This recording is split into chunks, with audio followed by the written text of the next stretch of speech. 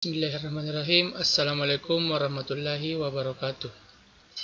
Perkenalkan, nama saya Muhammad Gilan Ramadan dari jurusan Teknik Informatika dan Komputer, Prodi Pendidikan Teknik Informatika dan Komputer, kelas PTIKC dengan NIM 220209501047.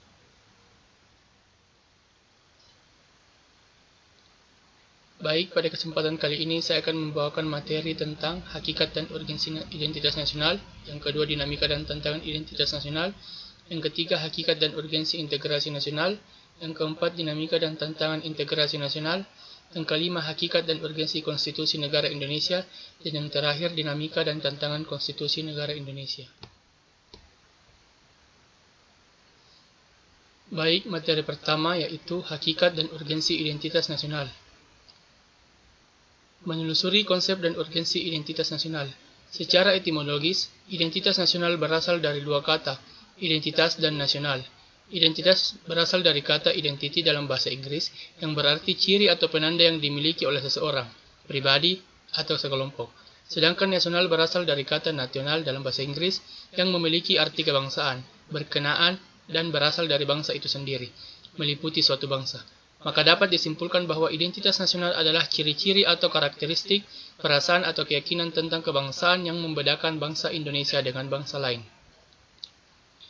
Secara historis, khususnya pada tahap embrionik, identitas nasional Indonesia ditandai ketika munculnya kesadaran rakyat Indonesia sebagai bangsa yang sedang dijajah oleh asing pada tahun 1908 yang dikenal dengan masa kebangkitan nasional. Secara sosiologis, identitas nasional telah terbentuk dalam proses interaksi, komunikasi, dan persinggungan budaya secara alamiah, baik melalui perjalanan panjang menuju Indonesia merdeka maupun melalui pembentukan intensif pasca kemerdekaan. Secara politis, beberapa bentuk identitas nasional Indonesia yang dapat menjadi penciri atau pembangun jati diri bangsa Indonesia meliputi bendera negara Sang Merah Putih, bahasa Indonesia sebagai bahasa nasional atau bahasa negara, lambang negara Garuda Pancasila, dan lagu kebangsaan Indonesia Raya. Menanya alasan mengapa diperlukan identitas nasional.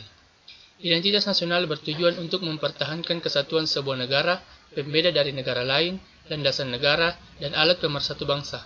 Indonesia memiliki berbagai macam suku, ras, agama, dan kebudayaan. Identitas nasional kemudian hadir untuk mempersatukan keberagaman masyarakat tersebut. Materi selanjutnya, dinamika dan tantangan identitas nasional. Membangun argumen tentang dinamika dan tantangan identitas nasional Indonesia. Lunturnya nilai-nilai luhur dalam praktik kehidupan berbangsa dan bernegara, contoh, rendahnya semangat gotong royong, kepatuhan hukum, kepatuhan membayar pajak, dan lain-lain. Yang kedua, nilai-nilai Pancasila belum menjadi acuan sikap dan perilaku sehari-hari, perilaku jalan pintas, tindakan serba instan, menyontek, dan lain-lain. Yang ketiga, rasa nasionalisme dan patriotisme yang luntur dan memudar, lebih menghargai dan mencintai bangsa asing, dan lain-lain. Yang keempat, lebih bangga menggunakan bendera asing daripada bendera merah putih, ataupun lebih bangga menggunakan bahasa asing daripada menggunakan bahasa Indonesia.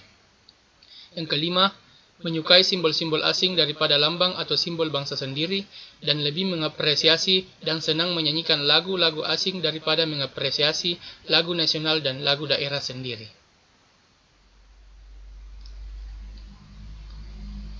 Materi selanjutnya, hakikat dan urgensi integrasi nasional.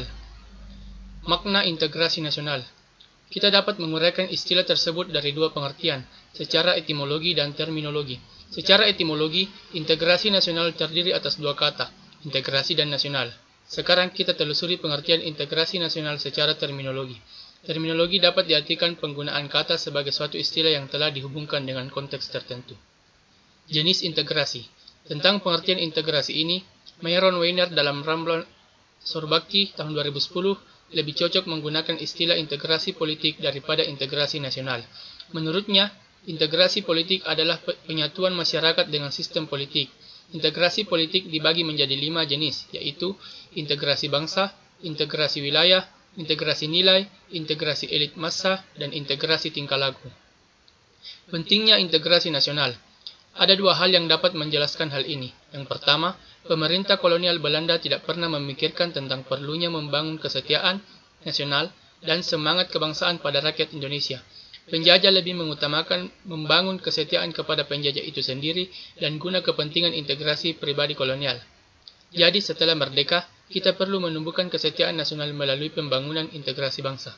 Yang kedua, bagi negara-negara baru, tuntutan integrasi ini juga menjadi masalah pelik, bukan saja karena perilaku pemerintah kolonial sebelumnya, tetapi juga latar belakang bangsa yang bersangkutan.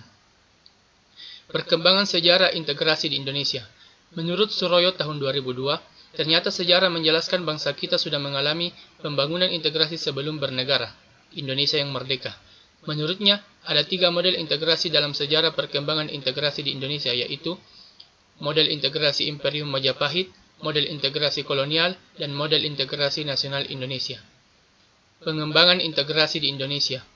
Howard Reggins dalam Muhaimin dan Colin Max Andrews tahun 1995 menyebut ada 5 pendekatan atau cara bagaimana para pemimpin politik mengembangkan integrasi bangsa.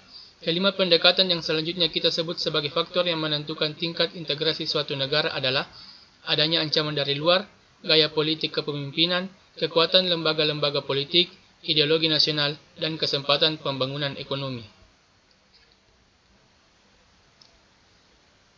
Materi selanjutnya, dinamika dan tantangan integrasi nasional. Dinamika integrasi nasional meliputi tahapan-tahapan perkembangan, yaitu yang pertama, momentum kemerdekaan sebagai awal integrasi nasional secara de facto. Yang kedua, dasar negara Pancasila sebagai ideologi integratif bangsa Indonesia. Yang ketiga, Deklarasi Juanda 13 September 1957 sebagai momentum penting integrasi nasional atas wilayah teritorial Indonesia. Dan yang terakhir, konsepsi wawasan Nusantara sebagai wawasan kebangsaan Indonesia merupakan dinamika integrasi nasional dalam realitas pluralisme dan era globalisasi dewasa ini. Tantangan dalam membangun integrasi. Dalam upaya mewujudkan integrasi nasional Indonesia, tantangan yang dihadapi datang dari dimensi horizontal dan vertikal. Dalam dimensi horizontal, tantangan yang ada berkenaan dengan pembelahan horizontal yang berakar pada perbedaan suku, agama, ras, dan geografi. Sedangkan dalam dimensi vertikal, tantangan yang ada adalah berupa celah perbedaan antara elit dan massa, di mana latar belakang pendidikan kekotaan menyebabkan kaum elit berbeda dari massa yang cenderung berpandangan tradisional. Materi selanjutnya, hakikat dan urgensi konstitusi negara Indonesia. Pengertian konstitusi. Kita mempunyai 2 macam pengertian tentang konstitusi itu, yaitu konstitusi dalam arti sempit dan konstitusi dalam arti luas. Dalam arti sempit, konstitusi merupakan suatu dokumen atau seperangkat dokumen yang berisi aturan-aturan dasar untuk menyelenggarakan negara. Dalam arti luas, konstitusi merupakan peraturan, baik tertulis maupun tidak tertulis, yang menentukan bagaimana lembaga negara dibentuk dan dijalankan.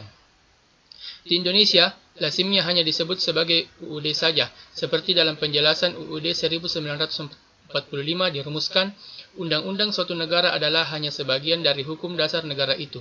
Undang-undang adalah hak yang tertulis, sedang di sampingnya UUD hanya berlaku jika hanya dasar yang tak tertulis, yaitu aturan-aturan dasar yang timbul dan terpelihara dalam praktik penyelenggaraan negara meskipun tidak tertulis. Konstitusi menjadi suatu yang urgen dalam tatanan kehidupan ketatanegaraan, karena konstitusi merupakan sekumpulan aturan yang mengatur organisasi negara serta hubungan antara negara dan warga negara sehingga saling menyesuaikan diri dan saling bekerja sama. Baik, materi yang terakhir, dinamika dan tantangan konstitusi negara Indonesia.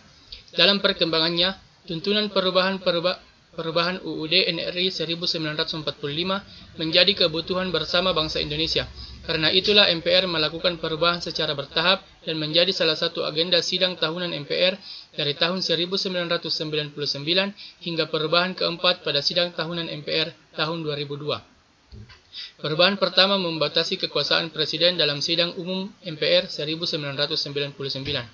Perubahan kedua tahun 2000 menghasilkan perubahan pasal-pasal yang meliputi masalah wilayah, memperkuat kedudukan DPR, dan ketentuan-ketentuan terperinci tentang HAM.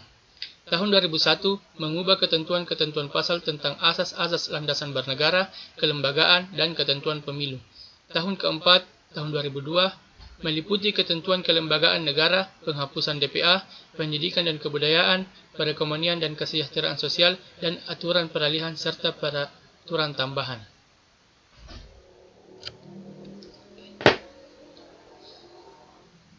Baik, cukup sekian materi yang telah saya jelaskan. Mohon maaf bila ada salah kata. Lebih dan kurangnya mohon dimaafkan. Wassalamualaikum warahmatullahi wabarakatuh.